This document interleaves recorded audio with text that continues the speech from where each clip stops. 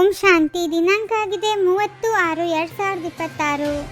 ಈ ಸಮಯದಲ್ಲಿ ನೀವು ತಂದೆಯ ಮೇಲೆ ಬಲಿಹಾರಿಯಾಗುತ್ತೀರೆಂದರೆ 21 ಜನ್ಮಗಳಿಗೆ ಸದಾ ಸುಖಿಗಳಾಗುತ್ತೀರಿ. ಜ್ಞಾನಿ ಮಕ್ಕಳು ತಮ್ಮ ಸ್ಥಿತಿಯನ್ನು ಸರಿಯಾಗಿಟ್ಟುಕೊಳ್ಳಲು ಬೆಳಗ್ಗೆ ಏಳುವ ಅಭ್ಯಾಸ ಮಾಡಬೇಕು. ಅವರ ಸ್ಥಿತಿಯು ಇಡೀ ದಿನ ಸರಿಯಾಗಿರುತ್ತದೆ. ಅಜ್ಞಾನಿಗಳ ನಿದ್ರೆಗಿಂತ ಜ್ಞಾನಿಗಳ ನಿದ್ರೆ ಅರ್ಧ ಭಾಗದಷ್ಟು ಇರಬೇಕು. 10 ಗಂಟೆ ಮಲಗಿ 2 ಗಂಟೆಗೆ ಎದ್ದು ಕುಳಿತುಕೊಳ್ಳಬೇಕು. ಪರಮಪಿತ ಪರಮಾತ್ಮನು ಬ್ರಹ್ಮನ ಶರೀರದಲ್ಲಿ ಕುಳಿತು ನಮಗೆ ರಾಜಯೋಗವನ್ನು ಕಲಿಸುತ್ತಿದ್ದಾರೆಂದು ನೀವು ತಿಳಿದಿದ್ದೀರಿ.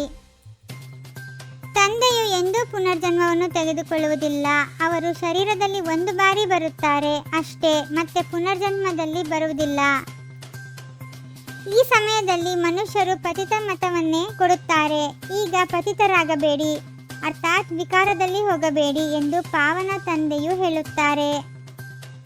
ಮಾಯೆಯೇ ದುಃಖವನ್ನು ಕೊಡುತ್ತದೆ. ಆ ಮಾಯೆಯ ಮೇಲೆ ವಿಜಯ ಗಳಿಸುವುದರಿಂದ ಜಗಜ್ಜೀತರಾಗುತ್ತೀರಿ.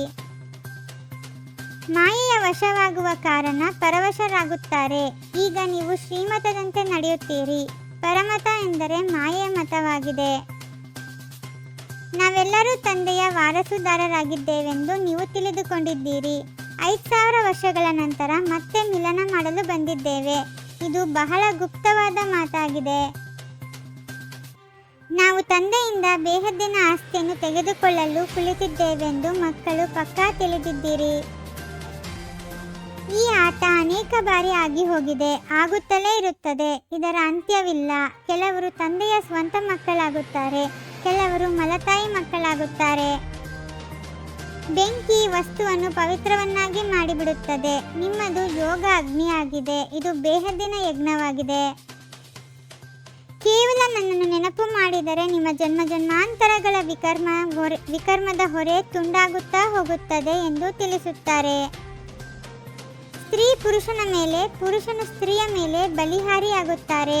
ಇಲ್ಲಂತೂ ತಂದೆಯ ಮೇಲೆ ಬಲಿಹಾರಿಯಾಗಬೇಕಾಗಿದೆ. ಶ್ರೀಮತದಿಂದ ನೀವು ಶ್ರೇಷ್ಠರಾಗುತ್ತೀರಿ. ಇದನ್ನು ಮರೆಯಬೇಡಿ. ಲಕ್ಷ್ಮೀನಾರಾಯಣರ ಚಿತ್ರವನ್ನು ಸಹ ಮನೆಯಲ್ಲಿಡಬೇಕು. ಯಾರು ತಂದೆಯಿಂದ ಪೂರ್ಣ ಆಸ್ತಿಯನ್ನು ಪಡೆಯುವ ಪ್ರತಿಜ್ಞೆ ಮಾಡುತ್ತಾರೆಯೋ ಅವರು ಸತೋಪ್ರಧಾನರೆಂದು ಹೇಳುತ್ತಾರೆ. ಇದಂತೂ ಕುದುರೆಯ ಓಟವಾಗಿದೆ. ಶಿವತಂದೆಯನ್ನು ನೆನಪು ಮಾಡುವುದರಿಂದ ನಿಮಗೆ ಬಹಳ ಸಂಪಾದನೆಯಾಗುತ್ತದೆ. ನಿಮಗೆ ಆರೋಗ್ಯ, ಸಂಪತ್ತು ಎರಡೂ ಸಿಗುತ್ತದೆ. ಶ್ರೀಮತದಿಂದ ಶ್ರೇಷ್ಠರಾಗಬೇಕಾಗಿದೆ. ಮನಮತ ಅಥವಾ ಪರಮತವನ್ನು ತ್ಯಾಗ ಮಾಡಬೇಕಾಗಿದೆ. ಯಾವುದೇ ಉಲ್ಲಂಘನೆ ಮಾಡಬಾರದು. ಮುಂಜಾನೆ ಎದ್ದು ನೆನಪಿನಲ್ಲಿ ಕುಳಿತು ಸಂಪಾದನೆ ಮಾಡಿಕೊಳ್ಳಬೇಕು. ಸೃಷ್ಟಿಯನ್ನು ಸ್ವರ್ಗವನ್ನಾಗಿ ಮಾಡುವ ಸೇವೆಯಲ್ಲಿ ಕೊನೆ ಪಕ್ಷ 8 ಗಂಟೆಗಳ ಕಾಲ ಅವಶ್ಯವಾಗಿ ಕೊಡಬೇಕು. ಸಮಯ ಹಾಗೂ ಸಂಕಲ್ಪ ಸಹಿತ ತಮ್ಮ ಸರ್ವ ಖಜಾನೆಗಳನ್ನು ವಿಲ್ ಮಾಡುವಂತಹ ಮೋಹಾಜೀತ ಭವ. ಒಬ್ಬರಿನೊಬ್ಬರ ಸ್ನೇಹಿ ಆಗುವುದಕ್ಕಾಗಿ ಸರಳತೆ ಹಾಗೂ ಸಹನಶೀಲತೆಯ ಗುಣವನ್ನು ಧಾರಣೆ ಮಾಡಿಕೊಳ್ಳಿರಿ. ಓಂ ಶಾಂತಿ. 21 ಜನ್ಮಗಳಿಗೆ 21 ಪರಮಾತ್ಮನ ಮಹಾವಾಕ್ಯಗಳನ್ನು ಆಲಿಸಿ ಹಾಗೂ ನಿಮ್ಮದೇ ಆದ ಈ ಚಾನೆಲ್ಗೆ ಲೈಕ್ ಮಾಡುವುದನ್ನು ಮರೆಯದಿರಿ. ಓಂ ಶಾಂತಿ.